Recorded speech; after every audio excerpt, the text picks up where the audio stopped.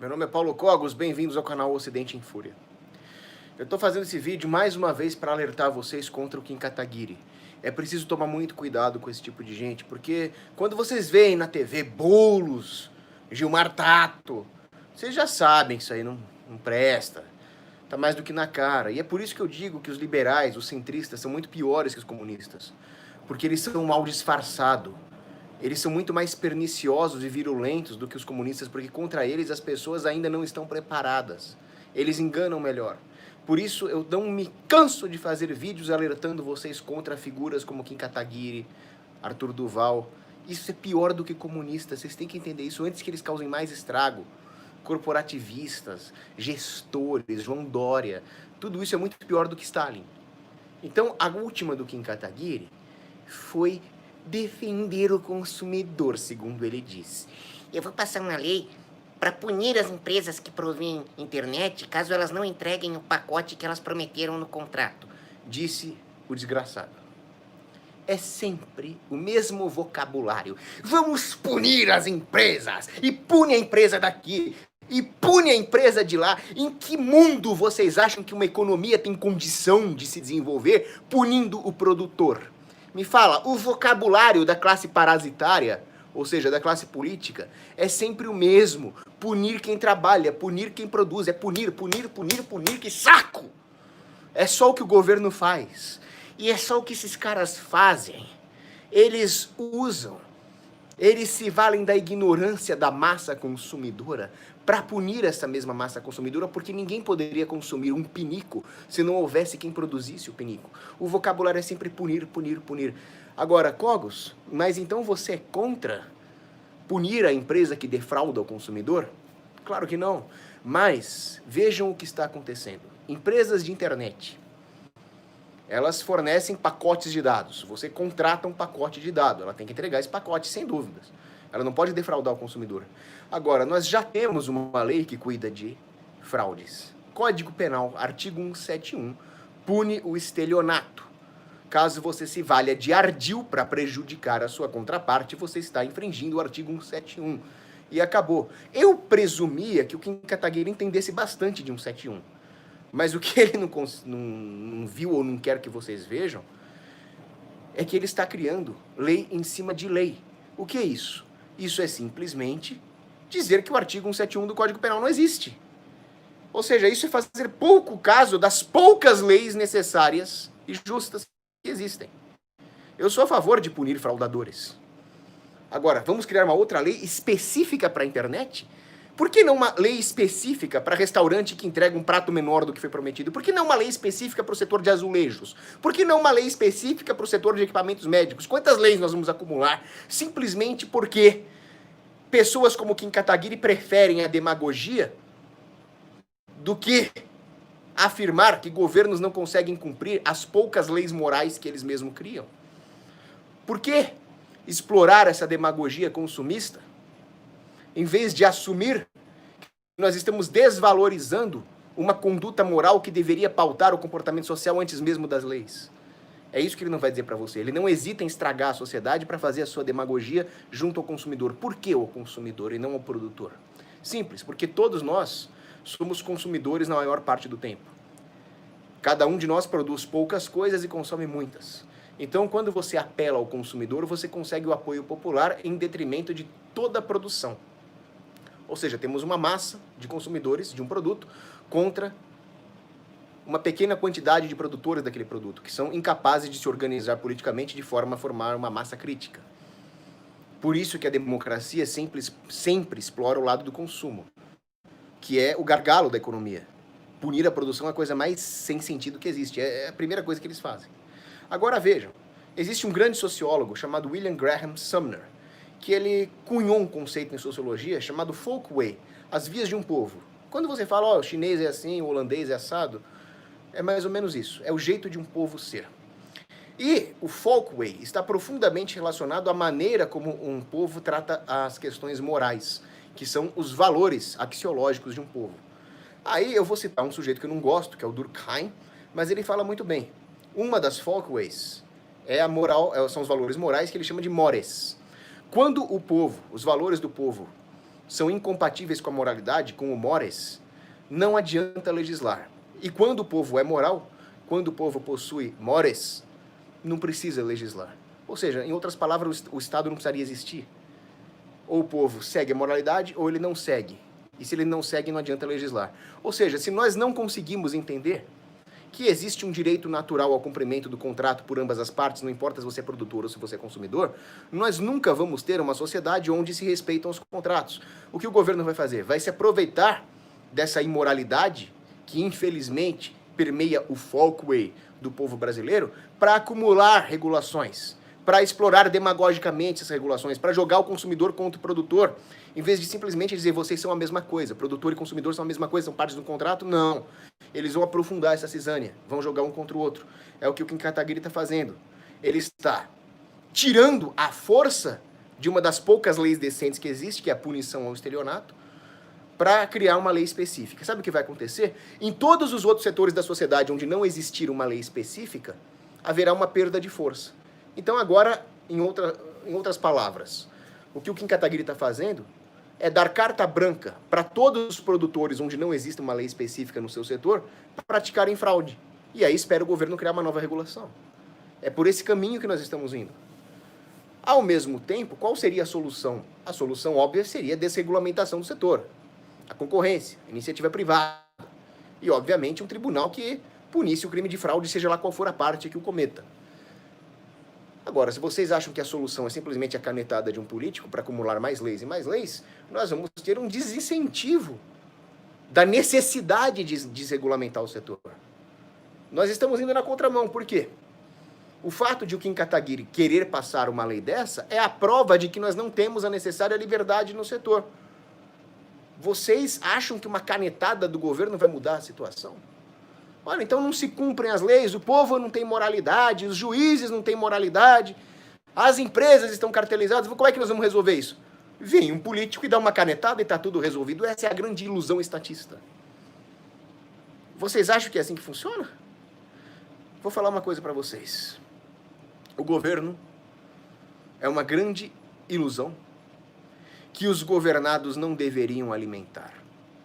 Essa é uma frase de um grande novelista chamado John Updike. No momento que vocês, ao invés de buscar um aprimoramento moral próprio, para boicotar empresas que o defraudam, para exigir tribunais que cumpram a lei natural, vocês substituem tudo isso por esperança no governo, vocês estão alimentando a mesma ilusão que gerou o problema. E estão indo na contramão do que seria a verdadeira solução. Por exemplo, no Japão. Houve no Japão, na década de 80, 90, um processo de privatizações. Mas não é o que algumas pessoas aqui no Brasil conhecem como privatização. Aqui, no Brasil, a privatização acha que é... O governo cria uma série de regulações, porque aqui tem aquela conversa fiada de o Estado não vai ser o dono, mas vai ser o regulador, vai ser o moderador. Em outras palavras, ele vai ser o dono. Informalmente. Extraoficialmente. O pior do que isso, é uma extraoficialidade legalizada, legislada. É uma aberração que nós temos aqui na nossa cultura contratualista, né? Agora, no Japão, não. A privatização ali foi privatização de verdade. Então, montou-se uma comissão de desestatização ali, chamada Grupo de Estudos Hiraiwa. Hiraiwa! Nananana, Jiraiya! Não é Jiraiya, é Hiraiwa. Mas foi mais ou menos como se chamasse o Jiraiya. Ele deu uma espadada ali nas regulações estatais, cortou esse monte de burocracia que existia, e o resultado é que se formou uma cadeia de privatização e desregulamentação. Porque, com menos controle do governo nos setores, haverá, então, uma possibilidade de desregulamentação. Não precisa mais regular tudo. O mercado vai fazendo os seus ajustes e as suas práticas tácitas. Na medida em que o mercado vai se ajustando, privatiza mais.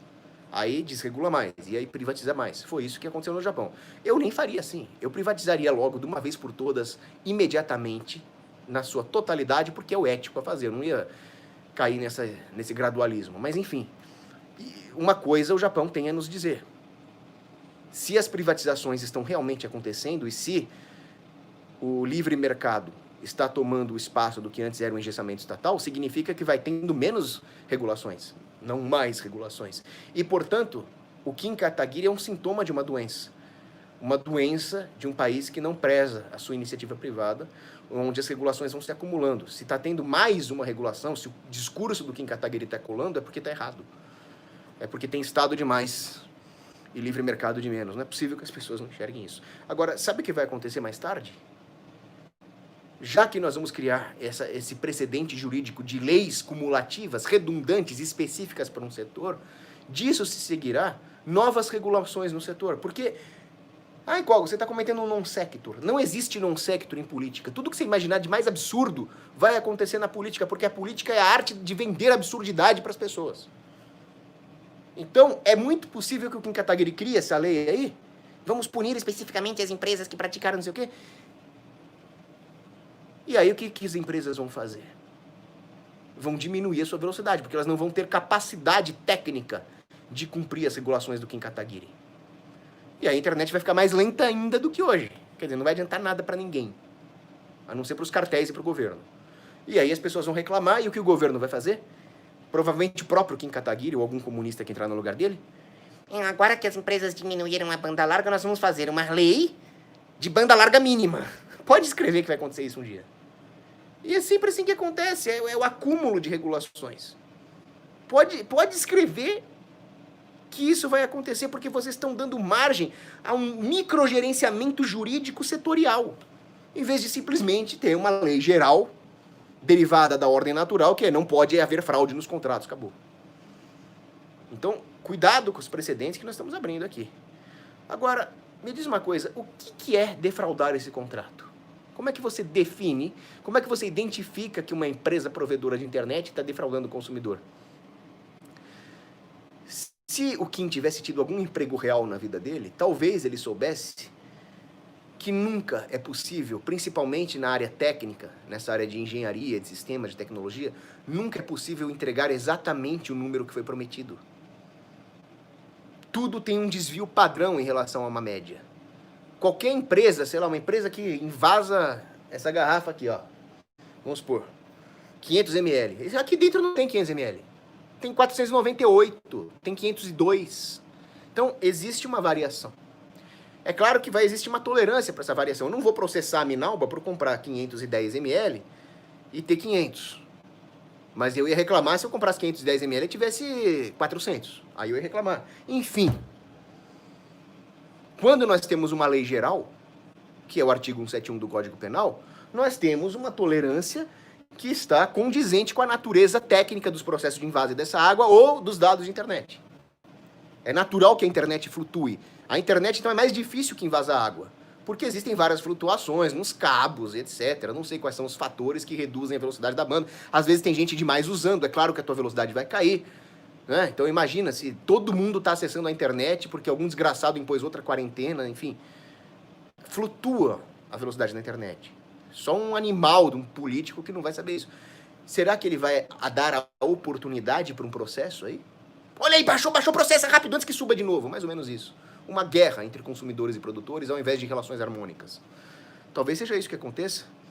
Agora, muitas empresas são acusadas de não fornecer os dados da internet porque elas prometem um plano medido em kilobits por segundo. Aí vai lá o sujeito, mede em kilobytes e acha que está sendo defraudado, porque um byte tem 8 bits. Não está sendo defraudado, só mudou a unidade de medida. E é claro que a empresa tem as técnicazinhas de marketing, que não são a coisa mais santa e moral do mundo, né? Você coloca bits por segundo só para o número parecer grande na sua propaganda, não é uma coisa santa, né? Mas também não é crime. E o Kim Kataguiri quer punir isso aí, ele quer criminalizar a produção. Agora, se nós aceitarmos isso, abrimos um precedente jurídico para uma série de regulações, qual vai ser o próximo passo do governo? Quais vão ser as incertezas jurídicas que vão ser criadas aqui? A empresa vai ter que se proteger de qualquer flutuação técnica que acontecer no sistema, então ela vai ter que instalar não sei quantos milhões de cabos, de repetidoras, de antenas, para não ter nenhuma flutuação para o Kim Kataguiri processá-la.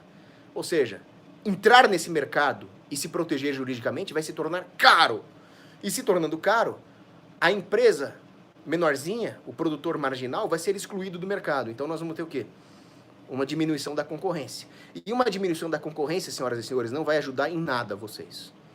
O que melhoraria a internet, o que melhoraria a internet é concorrência, livre concorrência no setor. Aí as empresas iam brigar a tapa por vocês, oferecendo planos cada vez mais rápidos, melhores, com menos flutuações e mais baratos. É a concorrência que faz essa aparente mágica, não é a caneta do burocrata. É claro que se a empresa prometer uma coisa para você entregar outra na cara dura, descaradamente, ela tem que ser processada. Artigo 171, não precisa criar outra lei, esse é meu ponto. Vocês só vão perder o respeito pelas leis necessárias, né? Isso é o próprio Montesquieu que diz. Agora, vocês vão acreditar em político, cara. Olha, pega a internet da Romênia. Uma das melhores internets do mundo é a internet da Romênia. Lá não tem quem cataguire. A internet da Romênia é rápida porque tem pouca concorrência. Eu recomendo um artigo de uma economista austríaca, da escola austríaca, romena, né? Chamada Carmen Helena Dorobat. É uma economista jovem, muito gata, inclusive, e excelente, espetacular. Os artigos que ela escreve são todos baseados em sólida escola austríaca. E ela explica a internet romena, o processo de desregulação. Pode entrar no Instituto Mises americano, né, o Mises Institute, porque aqui no Brasil o verdadeiro Instituto Mises é o Rothbard, Instituto Rothbard. Tá? O Instituto Mises Brasil é enganação aqui.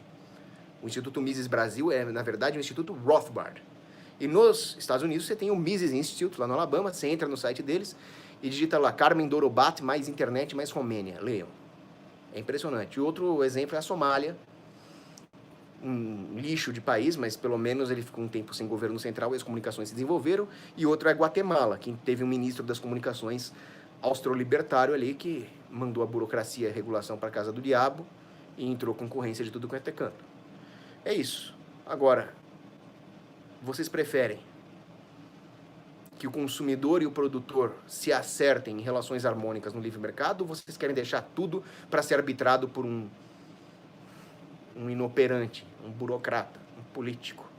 A grande mudança acontece quando aqueles silenciosos homens bons aprimoram a sua própria moralidade interna e não quando os barulhentos pseudo-moralistas querem moralizar a sociedade na canetada. Essa frase é de Lawrence Reed. Lembre-se disso. Abraço. Avisos do canal. Bem lembrado aqui. O Superchat tá desmonetizado. Não é culpa minha. Alguma coisa mudou no YouTube. Eu tô vendo isso daí. Eu pedi um cartão PIN, um negócio assim, para ver se eles voltam. Eles modificaram o esquema. Mas eu não acho que seja político, não. Acho que foi uma coisa técnica. A semana que vem, talvez, eu receba esse cartão PIN, aí nós voltamos a ter o Superchat. Enquanto isso, vão acumulando a generosidade para fazer doações generosas na próxima semana. Um grande abraço para vocês. Sim, e amanhã, eu sei que hoje é o dia de São Luís IX, amanhã eu vou falar de São Luís IX. Eu não falei hoje porque está em voga aí o negócio do Kim, eu achei que era momentoso falar, então amanhã São Luís IX para vocês. Agora sim, um abraço.